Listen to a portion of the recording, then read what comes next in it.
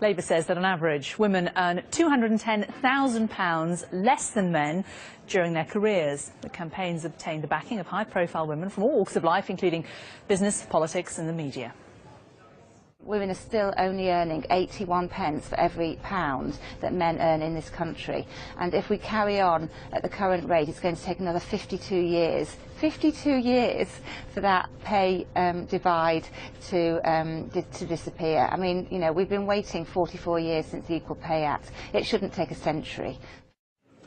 Well, that is the subject of today's Sky debate. Are women unfairly paid less than men? How real is the pay divide between men and women, and should firms be shamed over it? Well, joining us now to discuss that are the feminist activist and comedian Kate Smurthwaite and Kate Andrews, who's head of communications at the Adam Smith Institute.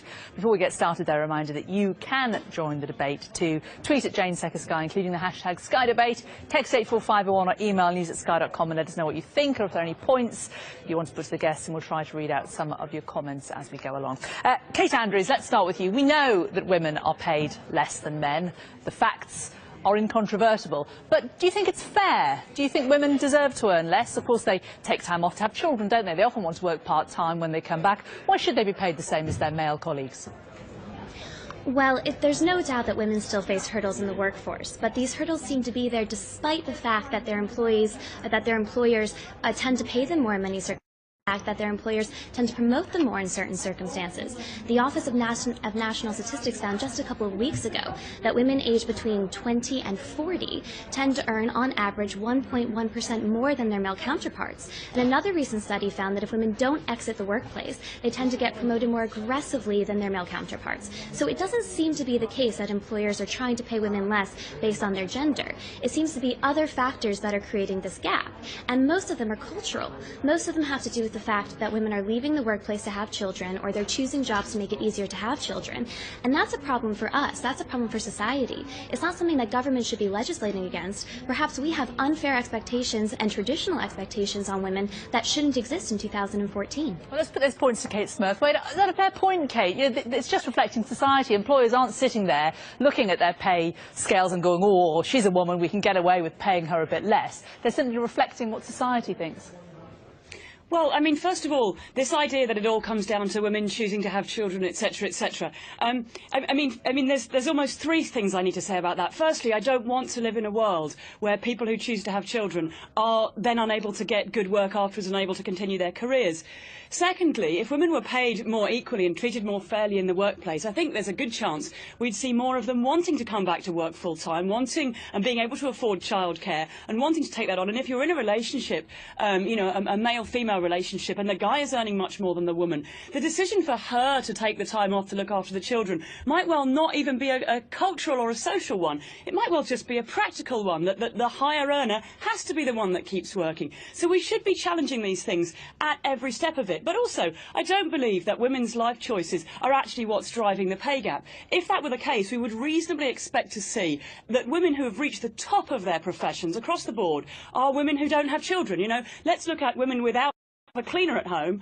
Are they on a level pegging with men? And the answer is no. In actual fact, it doesn't seem to be the case that women who don't have children are racing through and you know, making it into the higher echelons of our society. If we look at the most successful women you know, in the country, from Margaret Thatcher to Kate Winslet, actually many of them have children. In fact, it doesn't seem to be about these life choices. And bearing in mind that we're talking about women choosing to take on caring roles, now put that into context of the fact that even in the caring industry, where women have all this extra experience, they still earn £100,000 in a lifetime less than their male counterparts in the same industry. So it's clearly not about life choices. It's clearly about not conscious sexism, not people deliberately saying, let's pay all the women a bit less, but women not being taken seriously in the workplace, people assuming women are not ambitious, when women are ambitious, them being told that they're being aggressive and that it's not feminine, and all that kind of stuff that all combines together a sort of a million micro incidents of sexism that add up over a lifetime, yes, frighteningly,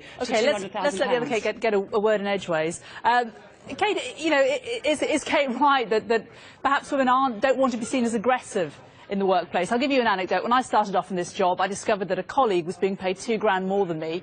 Went to ask my boss why, and he said, because he asked for it. Women just don't ask. Is that part of the problem? It may be part of the problem. There's a lot of evidence to suggest that women aren't asking for higher salaries when they first come into the workplace.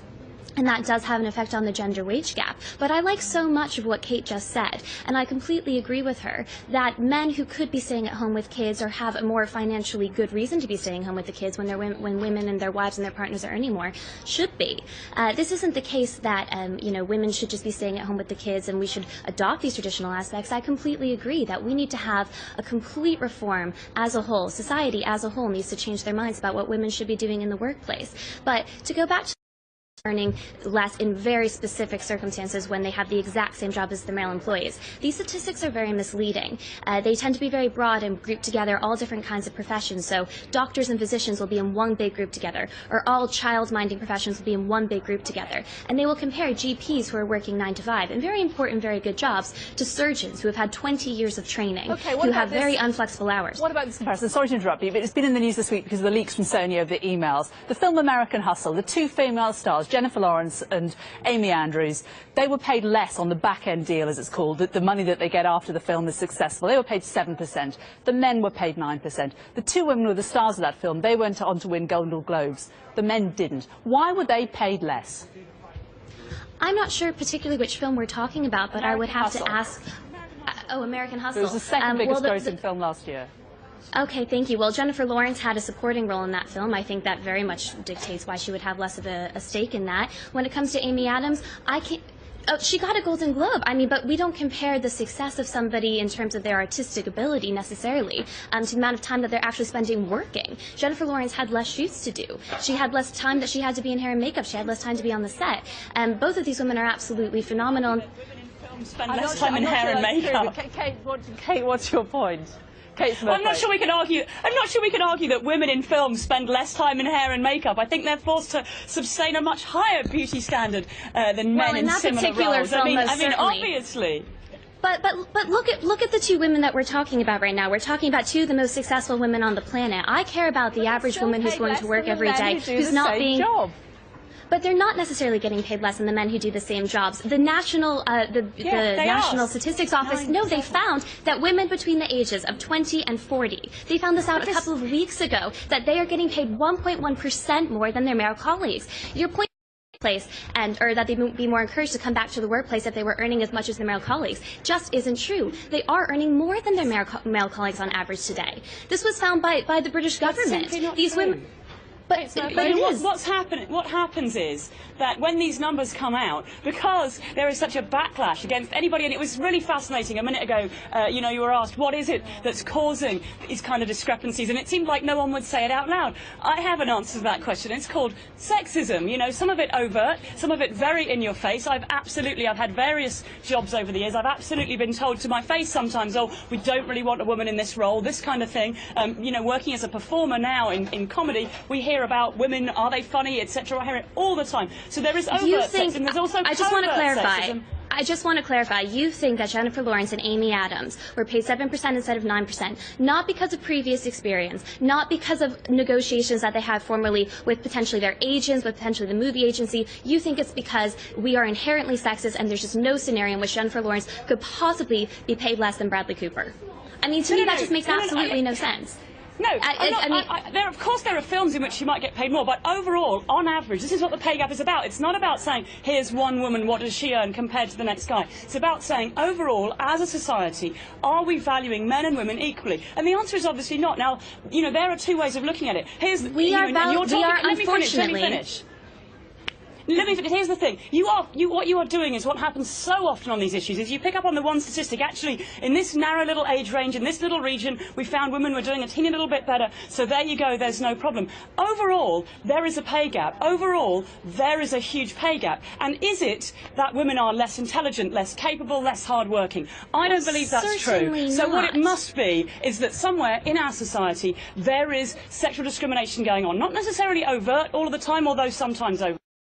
Just in women not being taken seriously. You talk about why don't women ask for a pay rise, and yet there have been studies which show that when women do ask for a pay rise, they're seen as a nuisance, they're seen as bothersome, they're seen as being, you know, too aggressive, and they're then not only not given it, but marked down for having even asked. So women are making very smart choices. Okay, Kate Andrews, final point to you, because Kate's right, isn't she? She's looking at the overall picture. The pay gap is still 9.6%. Yes. Why is it that we have to wait till another 50-odd years for equal pay, according to projections, when the Equal Pay Act was back in 1970? Why do women have to wait?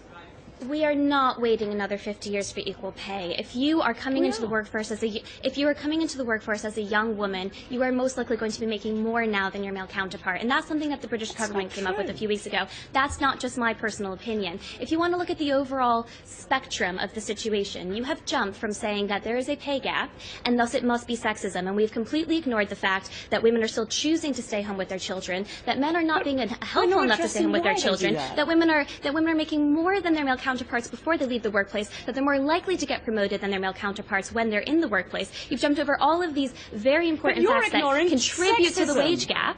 You won't even say the word. What about sexism? Surely you've got to admit that some of it is plain old-fashioned sexism. Well, of course there is still sexism in various parts of our society. Let's challenge that in this very simple, very niche way by making companies publish their pay gap. It's not a big ask. We're only talking about companies with 250 employees. I would love to challenge sexism in a real way, but asking companies to publish arbitrary numbers when they broadly categorize different occupations together that shouldn't be categorized together, to put it out to the public with no context,